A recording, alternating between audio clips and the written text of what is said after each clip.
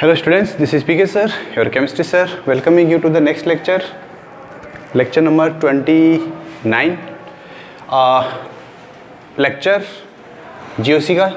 और इसमें हम बात कर रहे हैं एल्केन की। ठीक है, एल्केन का हमने GMP चल रहा है, general methods of preparation, and इसमें हम पहले ही देख चुके हैं, ऑलरेडी वी हैव कंप्लीटेड जो जनरल मेथड्स ऑफ प्रिपरेशन है, उसमें हमने एल्केन का प्रिपरेशन एल्केन से देखा था, how to prepare alkane from alkenes, and उसके बाद में जो था वो था आपका एल्कीन एंड एल्काइन से, ये भी हमने देखा था। और इसके बाद सबसे लास्ट जो हमारा क्लास हुआ था उसमें हमने बात की थी एल्काइल हैलाइड से एल्केन्स का प्रिपरेशन। ठीक है, ये सब बातें हम ऑलरेडी कर चुके हैं। सो जो पुराने वीडियोस है, प्रीवियस वीडियोस है, उनको वॉच करने के लिए आप आई बटन पे क्लिक कर सकते हैं। और today we are going to start the general methods of preparation from alcohol, carbonyl compound and carboxylic acid. So let's begin the journey.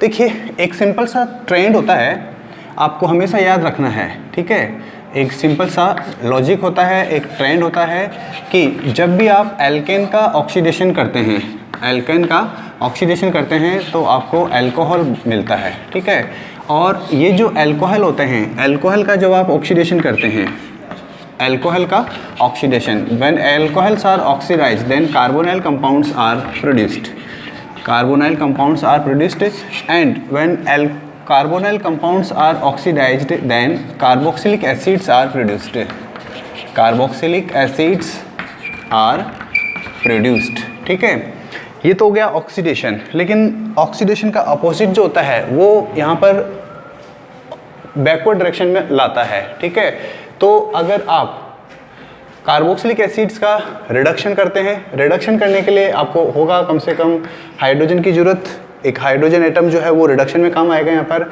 तो कार्बोक्सिलिक एसिड का जब रिडक्शन करते हैं तो कार्बोनाइल कंपाउंड बनता है। कार्बोनाइल कंपाउंड का जब आप रिडक्शन करते हैं 2H की प्रेजेंस में तो आपको अल्कोहल मिलता है, और अल्कोहल का जब आप रिडक्शन करते हैं तो उस कंडीशन में आपको एल्केन मिलता है। ठीक है, अगर हम जनरली बात करें तो इस रिएक्शन के लिए हम इसको बोलेंगे क्या, जनरली हमें लेना है रिडक्शन वाला प्रोसेस। कौन सा वाला प्रोसेस लेना है? रिडक्शन, क्योंकि हमें क्या करना है, एल्केन बनाना है। ठीक है, एल्केन बनाना है। कैसे? एल्केन ये हमें प्राप्त करना है, और हम कहीं से भी जर्नी स्टार्ट कर सकते हैं, यहाँ से स्टार्ट कर सकते हैं, we can start from here and we can also start from here, लेकिन आना हमें बैकवर्ड डायरेक्शन में। ठीक है, so this is the method of reduction, this is the method of reduction. और अगर ये रिडक्शन का प्रोसेस है तो ज़रूर यहाँ पर कोई ना कोई रिड्यूसिंग सब्सटेंस या रिड्यूसिंग एजेंट भी लेना होगा। जनरली इस रिएक्शन में रिड्यूसिंग एजेंट के लिए आपको यूज़ करना होता है रेड फॉस्फोरस प्लस HI, दोनों का अलग अलग काम होता है। एग्जाम में क्वेश्चन पूछा जाता है दोनों से रिलेटेड कि ये जो प्रोसेस है, ये जो रिएक्शन है, इसमें रेड फास्फोरस का क्या काम होता है और आपका जो HI है, हाइड्रोजन आयोडाइड, इसका क्या रोल होता है। ठीक है, तो देखते हैं एक जनरल इक्वेशन, एक जनरलाइज्ड इक्वेशन की अगर हम बात करें तो ये है हमारा एक RCH2OH, RCH2OH एक अल्कोहल है, और इस अल्कोहल का हमें क्या करना है, रिडक्शन करना है। तो जब इस अल्कोहल का आप रिडक्शन करते हैं किसके साथ में, 2HI की प्रेजेंस में, और प्लस साथ में आपको रेड फॉस्फोरस भी लेना होगा, रेड फॉस्फोरस। तो जब अल्कोहल का आप रिडक्शन करते हैं तो यहाँ पर आपको जो है इम्पोर्टेंट सब्सटेंस जो मिलता है वो है RCH2H, ये H यहाँ पर एक्स्ट्रा आ जाता है। ठीक है, H कहाँ से आया, ये ऑफ कोर्स इसमें जो आपका HI है वहाँ से ये H हमें मिलता है। ऐसे ही अगर हम एल्डिहाइड लेते हैं तो एल्डिहाइड लेने के लिए आपको यहाँ पर 4HI यानी कि HI के 4 मॉलिक्यूल्स की ज़रूरत पड़ती है, and then we use here red phosphorus. Red phosphorus का क्या रोल होता है उसकी बात हम बाद में करेंगे। ठीक है, यहाँ पर देखिए क्या होता है, RCH, और ये जो RCH है इसके अंदर 2 हाइड्रोजन के मॉलिक्यूल्स का, 2 हाइड्रोजन के एटम्स का एडिशन होता है। ठीक है, next aldehyde, and after aldehyde it is ketone. ठीक है, कीटोन में भी सेम वही number of HI molecules is 4 and in presence of red phosphorus. ठीक है, यहाँ पर क्या होता है, दो हाइड्रोजन के एटम्स ऐड होते हैं और ये आपका एल्केन मिलता है, ठीक है। नेक्स्ट वन इसे कार्बोक्सिलिक एसिड, और कार्बोक्सिलिक एसिड के केस में ऐसा कुछ होता है, RC double bond OH, when this is reduced, then this is reduced, then it becomes a 6HI, and in presence of red phosphorus, it becomes a RCH, and then 2 hydrogen atoms are added on this carbon, ठीक है। So we can see here in all these cases hydrogen is being added, hydrogen का यहाँ पर क्या हो रहा है, addition होता है, और यहाँ पर आपको सभी प्रोडक्ट जो है वो एल्केन की फॉर्म में मिलते हैं। ये तो थे जनरलाइज्ड एग्जांपल, लेकिन अगर हम स्पेसिफिक एग्जांपल की बात करें तो हमें आर को डिफाइन करना होगा। हमें क्या करना होगा, आर को डिफाइन करना होगा। तो फॉर एग्जांपल हमने लिया CH3CH2OH, that is ethyl alcohol. Ethyl alcohol का रिएक्शन जब आप HI के साथ कराते हैं तो इसमें आपको हाइड्रोजन आयोडाइड जो है उसके 2 मॉलिक्यूल्स की ज़रूरत पड़ती है, और ये रिएक्शन होता है in presence of red phosphorus, ठीक है। यहाँ पर जो प्रोडक्ट बनता है that is CH3CH2 and then hydrogen is added, ठीक है। और जो हाइड्रोजन है उनको हमने यहाँ पर अंडरलाइन किया हुआ है। जो भी हाइड्रोजन एटम रिडक्शन के प्रोसेस से आता है उसको हमने हाइड्रोजन को अंडरलाइन किया है, ठीक है। नेक्स्ट देखिए एल्कोहल का एग्जांपल, अगर एक एग्जांपल बात करें तो सबसे इजी एग्जांपल CH3CHO, और एल्डिहाइड है तो एल्डिहाइड के लिए आपको 4 मॉलिक्यूल्स की यूज़ पड़ेंगे। We use 4 molecules of HI in presence of red phosphorus, it becomes CH3CH and then 2 hydrogen are added. This is the reduction of aldehyde. And then reduction of ketone. And the most simplest ketone is acetone, that is CH3C double bond O CH3, and same molecules, that is number of molecules is 4 of HI in presence of red phosphorus, and then it gives CH3C। यहाँ पर 2 hydrogen के atoms का addition या replacement बोल सकते हैं oxygen का, और हाइड्रोजन का यहाँ पर एडिशन होता है, ठीक है। ये था एग्जांपल एल्डिहाइड का। ऐसे ही हम कैलकुलेशन करके और सिंपली हम देख सकते हैं कि in form of acid then it is CH3COOH, that is acetic acid. और इस एसिटिक एसिड का जब आप HI के साथ में रिएक्शन कराते हैं इन प्रेजेंस ऑफ रेड फॉस्फोरस, तो यहाँ पर जो प्रोडक्ट बनता है या जो एल्केन बनता है उसको हम बोलेंगे यहाँ पर CH3CH3, ठीक है। चाहो तो आप इसको अलग करके देख सकते हैं। तो यहाँ पर 2 हाइड्रोजन के एटम्स जो हैं वो यहाँ पर ऐड हो जाते हैं, ठीक है। So this is the process of reduction in which red phosphorus and HI is used. अब क्वेश्चन ये है कि यहाँ पर H कौन देता है और जो रेड फॉस्फोरस है उसका यूज़ क्या होता है, ठीक है। देखिए HI जो है हाइड्रोजन आयोडाइड, उसमें जो प्रेजेंट हाइड्रोजन होता है वो यहाँ पर मेनली रिडक्शन का काम करता है। तो जो रेड फॉस्फोरस होता है वो क्या करता है, यहाँ पर इस रिएक्शन में बनने वाले आयोडीन को यहाँ से रिमूव करता है। इस रिएक्शन में बनने वाले आयोडीन को यहाँ से रिमूव करता है। फॉर एग्जांपल अगर हम इसकी बात करते हैं तो ये है आपका CH3CH2OH।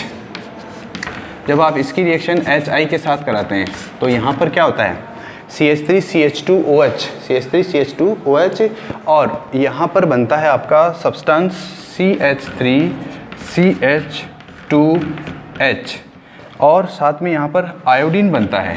क्या बनता है, आयोडीन। अगर इस आयोडीन को यहाँ से रिमूव नहीं किया जाए तो हेलोजिनेशन का प्रोसेस हो जाता है, और वापस आपको यहाँ पर जो प्रोडक्ट मिलता है जो कि नहीं मिलना चाहिए वो मिल जाता है, that is CH3CH2I, ethyl iodide. अब क्या करें, इस आयोडीन को अगर हम कैसे भी करके यहाँ से हटा दें, इस आयोडीन को, बनने वाली जो आयोडीन है, इस आयोडीन को हटाने के लिए हम क्या करते हैं, इस रिएक्शन में रेड फॉस्फोरस का यूज़ करते हैं। और ये रेड फॉस्फोरस जो है वो बनने वाली आयोडीन के साथ रिएक्शन कर लेता है, और उस आयोडीन को रिमूव कर देता है in the form of PI3। Generally organic chemistry की जो रिएक्शंस होती है उनके बैलेंस करने की हमें टेंशन नहीं लेनी होती है, ठीक है। रिएक्शन को बैलेंस करने का ये सब जो काम होता है वो हम बात करते हैं क्लास 10th में 11th में, ठीक है। और वो भी इनऑर्गेनिक केमिस्ट्री में। ऑर्गेनिक केमिस्ट्री में आपको जब तक बोला न जाए तब तक, या जब तक आपको ज़रूरत ना पड़े तब तक बैलेंस करने की ज़रूरत नहीं होती है, ठीक है। तो ये थी कहानी कुछ इसकी। तो यहाँ पर ये PI3 बनता है और साथ में वाटर भी बनता है, ठीक है। जब PI3 और वाटर आपस में रिएक्शन कर लेते हैं, PI3 that is phosphorus try iodide, तो ये आपको HI का फॉर्मेशन कर देते हैं, वापस HI का फॉर्मेशन कर देते हैं और POH3 का फॉर्मेशन होता है। तो क्वेश्चन ये पूछा जाता है कि रेड फॉस्फोरस का क्या काम होता है इस रिएक्शन में। रेड फॉस्फोरस क्या करता है, जो इस रिएक्शन में बनने वाला आयोडाइन होता है उस आयोडाइन को रिमूव करता है और उस आयोडाइन के साथ में ये रिएक्शन करके और PI3 का फॉर्मेशन करता है। और ये जो PI3 होता है ये इस रिएक्शन में बनने वाले वाटर के साथ, यहाँ पर एक और प्रोडक्ट होता है वाटर, उस वाटर के साथ में ये रिएक्शन करके और आपको HI का फॉर्मेशन करके देता है। तो ये कह सकते हैं कि यहाँ पर इस रिएक्शन में HI का यूज़ होता है और HI का ही वापस से रिप्रोडक्शन भी होता है, ठीक है। तो इसलिए HI इस रिएक्शन में सिर्फ एक बार इस रिएक्शन को स्टार्ट करने के लिए लिया जाता है और उसके बाद रिएक्शन में इसका जो है दोबारा ज़रूरत नहीं पड़ता है, क्योंकि इसका रिप्रोडक्शन होता रहता है। तो ये थी कहानी अल्कोहल, कार्बोनाइल एंड अल्कोहल से कैसे हमने बनाए हैं, ठीक है। अब इसके बाद में देखिए एक स्पेसिफिक एग्जांपल है कार्बोनाइल कंपाउंड से एल्केन कैसे बनाया जाए, ठीक है। सो the next method is from carbonyl compounds. ये सभी कॉमन मेथड्स हैं जो कि alcohol, carbonyl and carboxylic acid से बनाए जा सकते हैं। Next one is from carbonyl compound specific example. The next one is bye Clemmensen reduction. Okay, देखिए ये है आपका कार्बोनाइल कंपाउंड से, और कार्बोनाइल कंपाउंड में आपके पास दो मेथड्स होंगे, ठीक है। एक यहाँ पर है क्लीमेंशन रिडक्शन। एक चीज़ मैं आप लोगों को ऑलरेडी बता चुका हूँ कि जो भी नेम रिएक्शंस आती है, wherever the name of the scientist is involved or included, then that becomes automatically important, correct। CBSE हो या नीट हो या JEE हो, ऐसा कोई एग्जाम नहीं है जहां पर नेम रिएक्शन से रिलेटेड क्वेश्चन नहीं पूछा जाता है। These are very important, okay. So जब भी नेम रिएक्शन का कोई आपको एग्जांपल दिखे तो उसको आपको अच्छे से लर्न करना होगा, उसको आपको अच्छे से तैयार करना होगा, ठीक है। होता क्या है देखिए, इसमें ये है आपका कार्बोनाइल कंपाउंड। कार्बोनाइल कंपाउंड को हम इस प्रकार से रिप्रेजेंट कर सकते हैं, जहाँ पर ये दो वैलेंसी जो है ये रिप्रेजेंट करती है किसी भी ग्रुप को, ठीक है। अगर एक तरफ हम H लगा देते हैं और दूसरे पर कोई एल्काइल ग्रुप होता है तो उस कंडीशन में ये बन जाता है एल्डिहाइड, और अगर दोनों ही वैलेंसी एल्काइल ग्रुप्स के द्वारा सेटिस्फाई होती है देन इट बिकम्स कीटोन।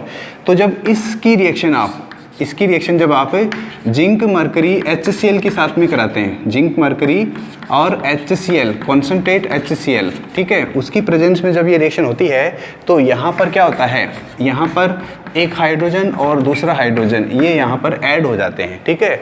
इसको हम रिडक्शन क्यों बोल रहे हैं? रिडक्शन बोलने के लिए हमारे पास कारण है। जनरली रिडक्शन का मतलब क्या होता है, किसी भी रिएक्शन से ऑक्सीजन का रिमूव होना, किसी भी रिएक्शन में से या किसी भी सब्सटेंस में से ऑक्सीजन का रिमूव होना या किसी सब्सटेंस में हाइड्रोजन का एडिशन होना। यहाँ पर दोनों काम साथ में हो रहा है, ऑक्सीजन भी हटता है और यहाँ से हाइड्रोजन भी ऐड हो रहा है। तो that is the example of reduction and name reaction है। और आपसे एग्जाम में ये भी पूछा जा सकता है कि क्लीमेंशन रिएक्शन के अंदर कौन से रिएजेंट्स का यूज़ किया जाता है। So the answer is zinc mercury and concentrate HCl। ये तो था एक जनरल एग्जाम्पल। अगर हम स्पेसिफिक एग्जाम्पल की बात करें तो जैसे ये है आपके पास CH3 double bond O acetone है। इस एसीटोन का जब रिएक्शन आप इसके साथ में यानी कि इसी रिएक्शन कंडीशंस में आप कराते हैं तो यहाँ पर आपको क्या मिलता है, ये आपका CH3, ये आपका CH3, ये ऑक्सीजन जो है डबल बॉन्डेड वाला जो ऑक्सीजन है ये रिमूव हो जाता है यहाँ से, और यहाँ पर दो हाइड्रोजन जो है उनका यहाँ पर एडिशन हो जाता है। तो मिलने वाला या बनने वाला जो सब्सटेंस है ये है आपका प्रोपेन, ठीक है।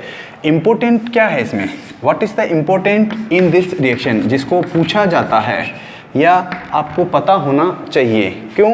क्योंकि हमें प्रोडक्ट जो है उसको प्रेडिक्ट करना ज़रूरी होता है विद द हेल्प ऑफ, और किसी भी रिएक्शन में बनने वाले प्रोडक्ट को हम जब भी प्रेडिक्ट कर सकते हैं जब उस रिएक्शन का आपको मैकेनिज्म आता हो, उस रिएक्शन का आपको मैकेनिज्म आता हो। तो इसलिए आपके पास इस रिएक्शन का मैकेनिज्म जानना ज़रूरी है, मैकेनिज्म जानना ज़रूरी है। ठीक है, इसी रिएक्शन की बात कर लेते हैं हम मैकेनिज्म के लिए। तो ये है आपका CH3C double bond O CH3, ठीक है, और यहाँ पर आता है H+।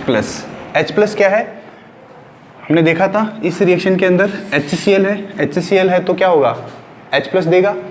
अगर इस बॉन्ड की अगर हम पोलरिटी की बात करें तो यहाँ पर पार्शियल नेगेटिव चार्ज और यहाँ पर पार्शियल पॉजिटिव चार्ज। ये जो H+ है इसका अटैक, इस H+ का अटैक जो है वो हम इसके ऊपर शो करते हैं, या H+ इसके ऊपर अटैक करता है। ठीक है, इस पे नहीं करेगा क्योंकि पार्शियल पॉजिटिव चार्ज और H+ का जो पॉजिटिव चार्ज है उनमें क्या होगा? रिपल्शन होगा। तो यहाँ पर जो नया सब्सटेंस बनता है वो बनता है CH3COH, and then this positive charge is occupied by this carbon and this is in this way। ठीक है, अब इसमें ही नेक्स्ट स्टेप में यहाँ पर क्या होता है, यहाँ पर जो नेक्स्ट स्टेप है उसमें आप देख सकते हैं यहाँ पर जिंक 2+ का फॉर्मेशन होता है और यहाँ पर जिंक से 2 इलेक्ट्रॉन जो हैं वो यूज़ होते हैं और ये 2 इलेक्ट्रॉन इस कार्बन के ऊपर अटैक करते हैं। ठीक है, जब इस कार्बन के ऊपर इनका अटैक होता है तो जो नया सब्सटेंस बनता है उसमें अब कार्बन पे नेगेटिव चार्ज आता है और यहाँ पर CH3 और ये OH ऐसा का ऐसा। ठीक है, देखिए कार्बन के ऊपर ऑलरेडी पॉजिटिव चार्ज है, एक इलेक्ट्रॉन जो होगा वो उस पॉजिटिव चार्ज को न्यूट्रलाइज करेगा और जो दूसरा जो इलेक्ट्रॉन होगा वो उस न्यूट्रल एटम को नेगेटिवली चार्ज्ड आयन बनाने में हेल्प करेगा। ठीक है, अब नेक्स्ट स्टेप में क्या होता है, इसमें एक और H+ अटैक करता है। H+ कहाँ से आया? कॉन्सेंट्रेट HCl से। ये H+ जो है ये इस नेगेटिव पार्ट के ऊपर अटैक करता है। तो जब ये इस नेगेटिव पार्ट पर अटैक करता है तो यहाँ पर CH3 और इस कार्बन पर H आ जाता है और यहाँ पर OH ऐसा होता है और ये है आपका CH3। ठीक है, अब क्वेश्चन ये है कि क्या इसमें कोई पॉजिटिव या नेगेटिव चार्ज होगा? नहीं होगा। क्यों नहीं होगा? क्योंकि इस नेगेटिव चार्ज और इस पॉजिटिव चार्ज ने आपस में क्या हो गया? न्यूट्रलाइजेशन का काम हो गया। तो ये ऐसा सब्सटेंस बनता है। अब सेम रिएक्शन एक बार और होती है, सेम रिएक्शन सेम प्रोसेस दोबारा से होता है और इस वाले प्रोसेस में इस बार जो है इलेक्ट्रॉन जो है उसका एडिशन, H+ का जो एडिशन है वो इस O के ऊपर होता है। ऐसा क्यों होता है?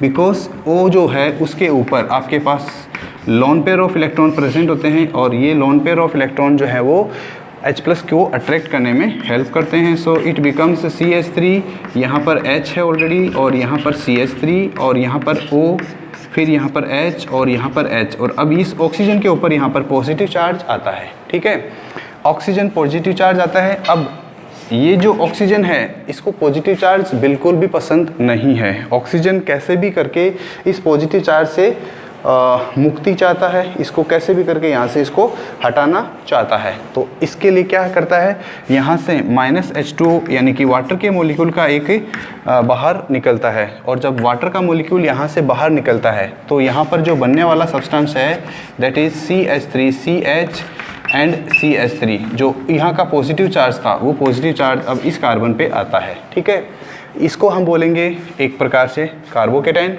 और इस कार्बोकेटाइन पे फिर से क्या होता है, इलेक्ट्रॉन्स का एडिशन होता है, 2 इलेक्ट्रॉन्स, और ये 2 इलेक्ट्रॉन्स कहाँ से आते हैं? These electrons are donated by zinc metal, these 2 electrons are donated by zinc metal, और ये 2 इलेक्ट्रॉन इसके ऊपर अटैक करते हैं। तो यहाँ पर जब इसका अटैक होता है तो यहाँ पर ये नेगेटिवली चार्ज हो जाता है CH3CH-।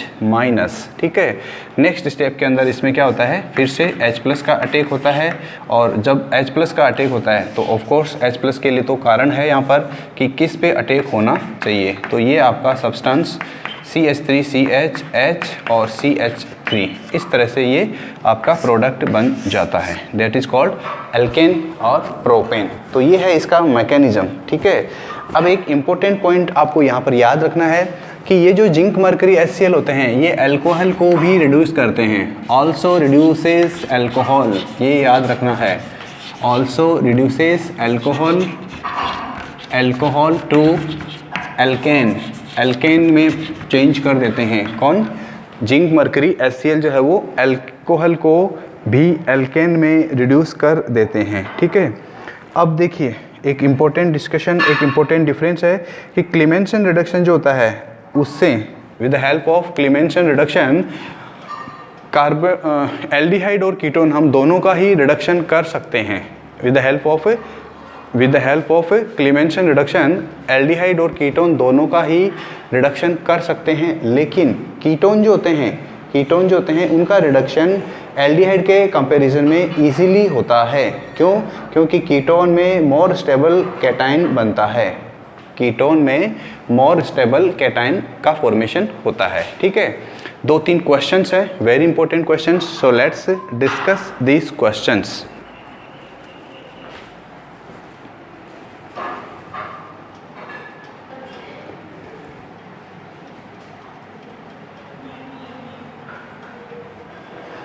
यस, क्वेश्चन नंबर 1 देखिए, विच ऑफ द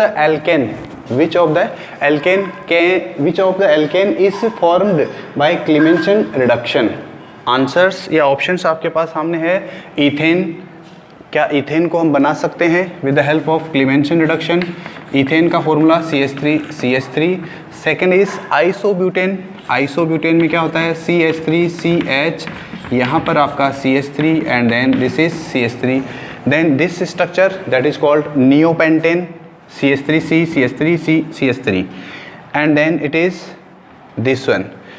क्वेश्चन ये है कि कौन सा वाला एल्केन इस क्लीमेंसन रिडक्शन से बनाया जाता है। ठीक है, देखिए क्लीमेंसन रिडक्शन के बारे में आप लोगों को याद होगा, हमने एक जनरलाइज्ड इक्वेशन देखा था ऐसा कुछ करके। ठीक है, और यहाँ पर हमने यूज़ किया था zinc mercury and HCl, concentrate HCl। यहाँ पर हमने क्या देखा था कि यहाँ पर जो भी ग्रुप होंगे लेकिन यहाँ पर 2 हाइड्रोजन जरूर होते हैं। ठीक है, यानी एक ऐसा कार्बन जिसमें बीच में 2 हाइड्रोजन इस पे लगे हुए हो। ठीक है, आपको इसमें से ऐसा कोई एग्जाम्पल देखना है, आइसोब्यूटेन, ईथेन, ये वाला और लास्ट ऑप्शन डी, इनमें से जिसमें CH2 ग्रुप प्रेजेंट हो, ऐसा कुछ प्रेजेंट हो। ईथेन में CH2 नहीं है, डायरेक्ट CH2 नहीं है।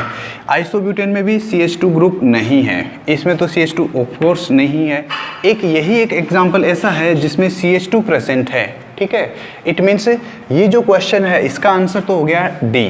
ठीक है, क्योंकि अकॉर्डिंग टू एस का ऐसा कुछ होता है। लेकिन सेकंड जो क्वेश्चन है उसमें ये पूछा है कि which of the above alkanes कौन से? A, B, C and D, इनमें से कौन सा क्लीमेंसन रिडक्शन से बनाया जा सकता है? कैन बी मेड और कैन बी प्रोड्यूस्ड। तो यहाँ पर आंसर क्या होगा? क्या केवल हम D बना सकते हैं? यस, ऑफ कोर्स D तो हम बना सकते हैं। क्या हम B, C, D तीनों बना सकते हैं? आइसोब्यूटेन, ये नियोपेंटेन एंड दिस आइसोपेंटेन। ठीक है, BCD। नेक्स्ट C&D का मतलब कौन सा हो जाएगा आपका? ये neopentane and isopentane and the last one is all. तो आंसर क्या होगा?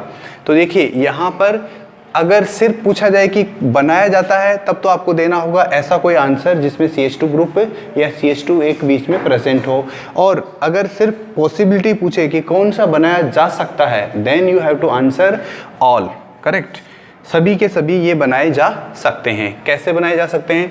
इसको बनाने के लिए आपको क्या लेना होगा? CH3 लेने के लिए, बनाने के लिए फॉर एग्जांपल आपने लिया CH3CHO, इसको हम बोलते हैं एसिड एल्डिहाइड। क्या बोलते हैं इसको हम? Acid aldehyde. और इसको एसिड एल्डिहाइड बोलते हैं। तो यहाँ पर ऐसा कुछ होता है और इस दोनों ऑक्सीजन के ऊपर हाइड्रोजन का यहाँ पर ऐड हो जाता है। मीन्स फर्स्ट इज पॉसिबल, बना सकते हैं हम क्लीमेंसन से। नेक्स्ट आइसोब्यूटेन बनाने के लिए आपको क्या लेना होगा? देखिए ऐसा प्रोडक्ट बनाने के लिए आपको कुछ ऐसा लेना होगा जिसमें CH3CH, यहाँ पर CH3 और ये C डबल बॉन्ड OH, ऐसा कोई प्रोडक्ट ऐसा कोई रिएक्टेंट लेना होगा और उसमें क्या होगा, ये जो ऑक्सीजन है जब क्लीमेंशन रिडक्शन होगा यहाँ पर क्लीमेंशन रिडक्शन, उस केस में क्या होगा, ये दोनों ऑक्सीजन जो बॉन्डेड है ये दोनों हट जाएंगे और यहाँ पर एक हाइड्रोजन और दूसरा हाइड्रोजन ऐड हो जाएगा। इन द सेम वे यहाँ पर भी किसी एक जगह पे इसको CHO में कन्वर्ट कर दो, इसको या इसको किसी एक को CHO में कन्वर्ट कर दो तो आपको ये रिएक्टेंट मिल जाएगा जिससे ये नियोपेंटेन बनाया जाता है। एंड द सेम वे यहाँ पर इसमें तो कोई दिक्कत ही नहीं है, तो इसका आंसर हो गया आपका डी ऑप्शन। ठीक है, वेरी इंपॉर्टेंट। अगर मेरे से पूछा जाए कि ये रिएक्शन जो है इसको अगर हम स्टार सिस्टम की बात करें तो ये 5 स्टार का एक रिएक्शन है, because it is a name reaction and as I have already mentioned that all the name reactions are very important not only for CBSE purpose but also for your competitive exams. ठीक है, competitive exams में इनसे related जो है questions frequently पूछे जाते हैं। Next आता है इसके बाद कार्बोनाइल कंपाउंड में ही सेकेंड मेथड, पहला था by Clemmensen reduction and the second one is by Wolff Kishner reduction. Wolff Kishner reduction, yes. So the next one is Wolff Kishner reduction. Exactly अगर बात करें तो सिर्फ और सिर्फ रिएजेंट का डिफरेंस है। ठीक है, सिर्फ और सिर्फ रिएजेंट का डिफरेंस है। यहाँ पर आपको इंपॉर्टेंट याद क्या रखना है, रिएजेंट का नाम याद रखना है। इसको बोला जाता है हाइड्रोजन, NH2NH2। हाइड्रोजन की रिएक्शन, हाइड्रोजन और ये है सोडियम इथोक्साइड, इथाइल एल्कोहल है उसका, सोडियम सॉल्ट है ये, सोडियम इथोक्साइड। इन दोनों की प्रेजेंस में, या इसको हम बोलते हैं इथाइलिन ग्लाइकोल, इथाइलिन ग्लाइकोल, और उसके साथ में लेते हैं हम पोटेशियम हाइड्रोक्साइड।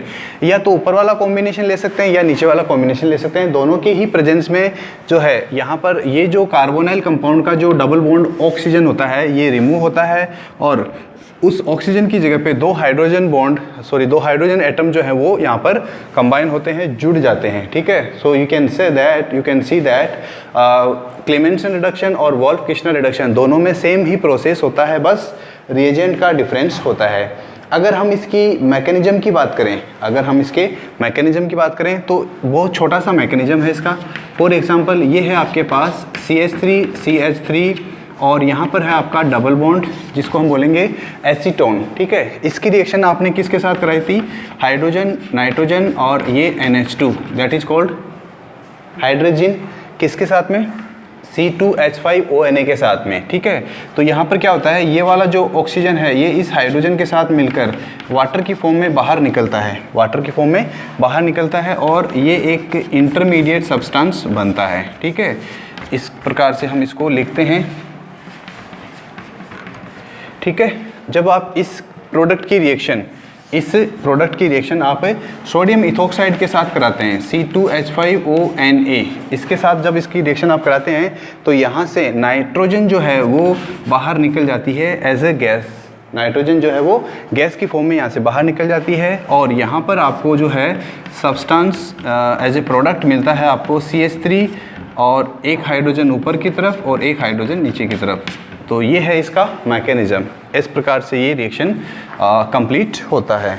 अब इसमें आपसे इम्पोर्टेंट याद क्या रखना है कि देखिए दोनों का ही एक ही काम है, दोनों ही क्या करते हैं, डबल बॉन्ड ऑक्सीजन जो है उसको हटा के और उस डबल बॉन्ड ऑक्सीजन के ऊपर हाइड्रोजन का एडिशन करते हैं। यहाँ पर हमने क्लीमेंशन रिडक्शन में भी देखा था, वो भी ऐसा ही कुछ करता है। क्लीमेंशन रिडक्शन जिंक मरकरी HCl की प्रेजेंस में, जिंक मरकरी HCl की प्रेजेंस में यह भी कुछ ऐसा ही करता है, ऑक्सीजन हटा के और वहाँ पर दो हाइड्रोजन एटम लगा देता है। लेकिन एक प्रॉब्लम है, उस प्रॉब्लम को सोल्व करने के लिए आपको क्वेश्चन की फॉर्म में मैं देता हूँ। ठीक है, तो देखिए क्वेश्चन क्या है।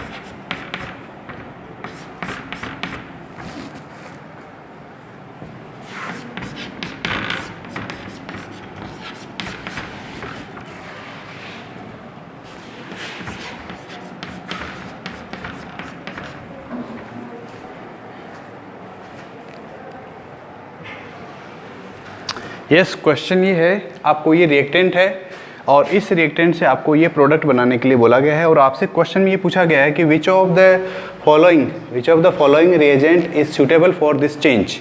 ये चेंज करने के लिए कौन सा रिएजेंट है वो सूटेबल है। फर्स्ट ऑप्शन दिया आपको zinc mercury HCl that is Clemmensen reduction. Second में आपको दिया है NH2NH2 that is hydrogen and sodium ethoxide. Third option में दिया आपको निकल मेटल और hydrogen that is catalytic hydrogenation and then sodium borohydride. ठीक है, क्वेश्चन में क्या है और क्या नहीं है ये आपको पहले कंफर्म करना होगा कि ये क्या काम करता है, ये क्या काम करता है, इसका क्या काम होता है और इसका काम क्या होता है। देखिए यहाँ पर ये कीटोन है, ओके, यहाँ पर ये एक OH ग्रुप लगा हुआ है। अगर इस OH ग्रुप को ध्यान से देखें तो OH ग्रुप अभी भी प्रोडक्ट में प्रेजेंट है। इसका मीनिंग ये हो गया कि हमें इस OH ग्रुप को प्रोटेक्ट करना है। OH ग्रुप को क्या करना है, प्रोटेक्ट करना है और ऐसा कोई रिएजेंट नहीं लेना है जो इस OH ग्रुप के साथ रिएक्शन कर ले। ठीक है, तो ये सोडियम बोरोहाइड्राइड इसको हटा देगा OH को, इसलिए इसको हटा देते हैं यहाँ से, ये नहीं हो सकता। ठीक है, सोडियम बोरोहाइड्राइड नहीं हो सकता। नेक्स्ट बात करते हैं हम C की बात करें। C जो है ये है कैटालिटिक हाइड्रोजनेशन। कैटालिटिक हाइड्रोजनेशन जो होता है वो डबल बॉन्ड या ट्रिपल बॉन्ड पर होता है। यहाँ पर कोई डबल बॉन्ड या ट्रिपल बॉन्ड नहीं है, कार्बन कार्बन डबल बॉन्ड और कार्बन कार्बन ट्रिपल बॉन्ड नहीं है। That's why option C is also rejected. Now important competition है option A and option B में। एक मैंने आप लोगों को पॉइंट बताया था कि जो जिंक मर्करी HCl होता है दैट इज क्लीवेंशन रिडक्शन, वो क्या करता है, वो OH ग्रुप को भी, अगर आपका जो अल्कोहल है उस अल्कोहल को भी क्या कर देता है, वो एल्केन में कन्वर्ट कर देता है। तो इसलिए यहाँ पर आंसर जो है वो ये भी नहीं होगा। तो आंसर हो गया यहाँ पर second option that is NH2NH2 in presence of sodium ethoxide. तो याद रखना है, वेरी इंपॉर्टेंट। ठीक है, इसके बाद में आता है नेक्स्ट हमारा आता है number 6 and that is called the general methods of preparation of alkene from carboxylic acids. यहाँ पर दो इंपॉर्टेंट रिएक्शंस हैं, उनके बारे में हम डिस्कशन करते हैं।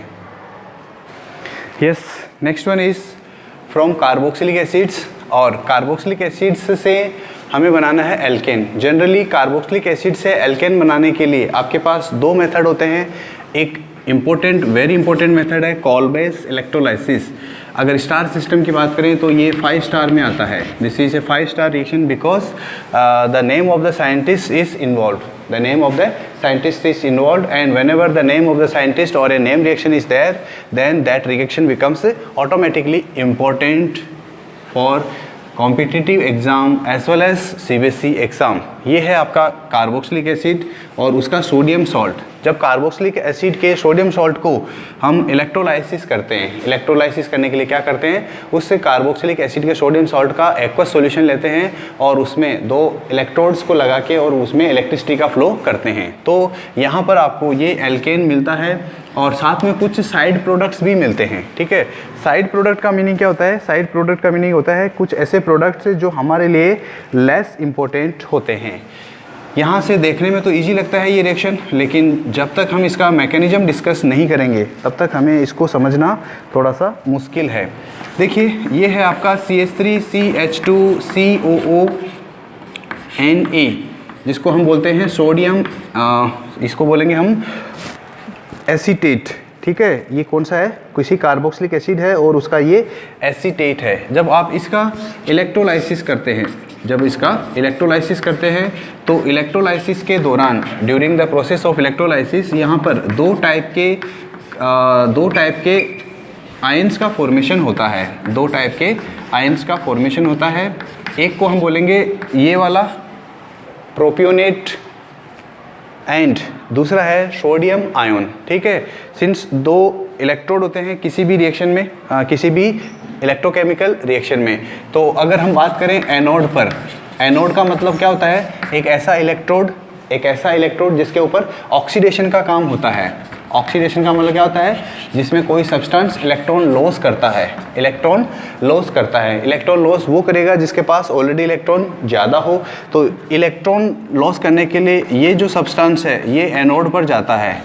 ये जब इलेक्ट्रॉन एनोड पर जाता है तो यहाँ पर देखिए ये इलेक्ट्रॉन लूज़ करता है और इसके यहाँ पर इलेक्ट्रॉन लूज़ करने से क्या होता है, एक इलेक्ट्रॉन लूज़ करता है ये, -1 इलेक्ट्रॉन। 1 इलेक्ट्रॉन का जब ये लूज़ करता है तो CH3CH2COO एंड देन यहाँ पर फ्री रेडिकल, यहाँ पर क्या होता है, एक फ्री रेडिकल का फॉर्मेशन होता है। और ये जो फ्री रेडिकल होता है इसमें फिर से रीअरेंजमेंट होता है जिससे कि CO2 मॉलिक्यूल बाहर निकलता है। ठीक है, बाहर कैसे निकलता है, देखिए यहाँ पर CH3CH2C, यहाँ पर डबल बॉन्ड O और यहाँ पर O और ये फ्री रेडिकल। ठीक है, यहाँ पर देखिए क्या होता है, ये वाला जो बॉन्ड होता है जिसके अंदर 2 इलेक्ट्रॉन प्रेजेंट है, इस बॉन्ड का क्लीवेज होता है, होमोलाइसिस होता है। और इस बॉन्ड का क्लीवेज होने से क्या होता है कि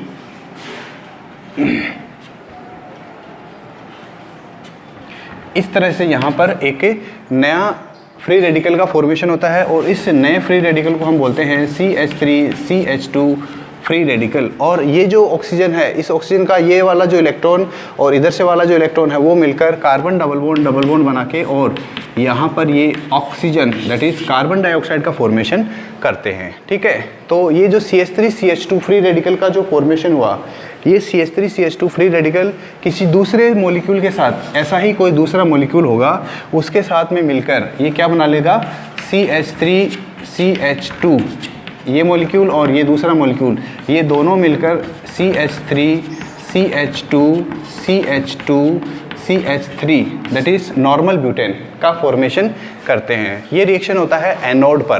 कैथोड पर क्या होता है, देखिए कैथोड के ऊपर कौन जाएगा, कैथोड के ऊपर वो जाएगा जिसका इलेक्ट्रॉन लेने का टेंडेंसी होता है। इलेक्ट्रॉन लेने का टेंडेंसी यानी कि sodium ion that is present in the solution. ये सोडियम आयन जो है वो इलेक्ट्रॉन गेन करेगा, तो ये सोडियम आयन जो है ये क्या हो जाएगा, न्यूट्रलाइज हो जाएगा, सोडियम बनाएगा। लेकिन सोडियम चूँकि सिंस सोडियम एक रिएक्टिव मेटल है, हाईली रिएक्टिव मेटल है, और हमें पता है कि ये जो रिएक्शन है, ये सारा का सारा जो प्रोसेस है इलेक्ट्रोलाइसिस का वो वाटर की प्रेजेंस में हो रहा है। तो जैसे ही सोडियम मेटल को वाटर दिखता है, ये सोडियम मेटल वाटर के साथ तुरंत रिएक्शन करके सोडियम हाइड्रोक्साइड का फॉर्मेशन कर लेता है, सोडियम हाइड्रोक्साइड का फॉर्मेशन करता है और साथ में हाइड्रोजन गैस भी यहाँ से रिलीज होती है। ये जो सोडियम हाइड्रोक्साइड है इस रिएक्शन के अंदर इंक्रीज होता रहता है। सोडियम हाइड्रोक्साइड सिंस एक बेस है और जो बेस होते हैं उनकी pH 7 से ज़्यादा होती है। ठीक है, तो हम ये बोल सकते हैं कि ये जो रिएक्शन है कोलबेस इलेक्ट्रोलाइसिस, उसमें जो सॉल्यूशन है उसका pH इंक्रीज हो जाता है। pH क्या हो जाता है, इंक्रीज हो जाता है, और इसको हम बोलेंगे कि सॉल्यूशन जो है वो बेसिक होता जाता है। ठीक है, अब देखिए एक इम्पोर्टेंट डिस्क्रिप्शन या एक इम्पोर्टेंट ऑब्जर्वेशन। हम लोगों ने पहले बात की थी वुड्स रिएक्शन की, उस वुड्स रिएक्शन में मैंने आप लोगों को बताया था कि the mechanism of Wurtz reaction can be explained with the help of free radical mechanism and ionic mechanism. ठीक है, वो तो था कैन बी, ओके, उसको हम समझा सकते हैं। लेकिन यहाँ पर कोलबेस इलेक्ट्रोलाइसिस जो होता है उसके अंदर दोनों ही मैकेनिज्म होते हैं, मतलब फ्री रेडिकल का फॉर्मेशन भी हो रहा है और साथ में यहाँ पर आयोन्स का फॉर्मेशन भी होता है। तो यहाँ पर दोनों मैकेनिज्म होता है, फ्री रेडिकल मैकेनिज्म भी और आयोन्स वाला that is ionic mechanism is also possible. ठीक है, नेक्स्ट देखिए, अगर इस कोलबे इलेक्ट्रोलाइसिस में जो हमने सोडियम सॉल्ट लिया है, अगर उनका एक मिक्सचर लें, सोडियम सॉल्ट, 2 डिफरेंट टाइप के सोडियम सॉल्ट लें, तो यहाँ पर बहुत सारे डिफरेंट प्रोडक्ट्स का फॉर्मेशन भी होता है। ठीक है, तो इसको हम बोलते हैं कोलबेस इलेक्ट्रोलाइसिस। इसके बाद में देखिए नेक्स्ट आता है डीकार्बोक्सिलेशन। डी का मतलब होता है कम होना। किसी भी रिएक्शन के अंदर अगर डी वर्ड लगा है तो उसका मीनिंग होता है कम होना।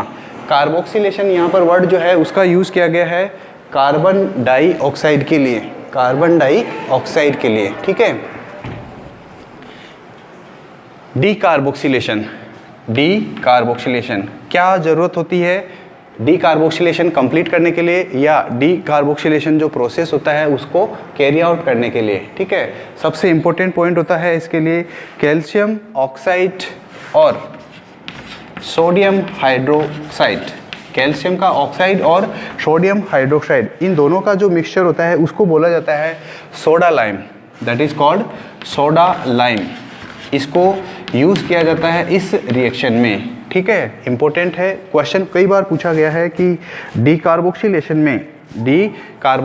में किस रिएजेंट या किस केमिकल का यूज़ किया जाता है। ठीक है, तो आपको याद रखना है कि सोडियम हाइड्रोक्साइड और कैल्शियम ऑक्साइड इनका यूज़ करके यहाँ पर आपको एल्केन का फॉर्मेशन किया जाता है। ठीक है, RH plus CO2 that is carbon dioxide. So this process or this reaction in which CO2 gas is released out, in this reaction CO2 gas is released out, this is called decarboxylation। और इस decarboxylation reaction का use जो होता है वो होता है descending करने के लिए। डिसेंडिंग करने का मतलब ये होता है कि प्रोडक्ट जो है आपका, उस प्रोडक्ट में और रिएक्टेंट में जो नंबर ऑफ कार्बन होता है उसमें एक कार्बन कम हो जाता है। यहाँ पर आप देख सकते हैं कि यहाँ पर एल्काइल ग्रुप के साथ एक कार्बन भी है, बट जब एल्केन का फॉर्मेशन होता है तो यहाँ पर एक कार्बन की कमी हो जाती है। सो दिस इज कॉल्ड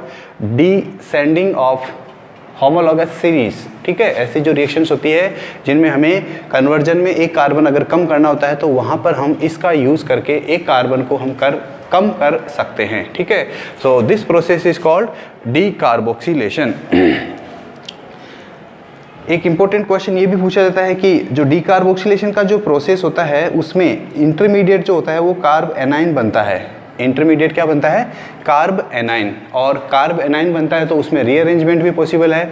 तो इसलिए अगर किसी रिएक्शन में कार्ब एनाइन बन रहा है और अगर रीअरेंजमेंट का पॉसिबिलिटी है तो वहाँ पर मोर स्टेबल प्रोडक्ट बनने के चांसेस ज़्यादा होते हैं। ठीक है, तो ये था हमारा डीकार्बोक्सिलेशन। इसके मैकेनिज्म की बात हम नेक्स्ट क्लास में करेंगे और साथ ही कुछ और लेस इंपॉर्टेंट मेथड्स प्रिपरेशन के उनके बारे में भी हम डिस्कस करेंगे।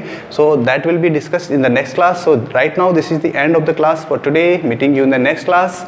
Till then take care, keep yourself safe and bye bye.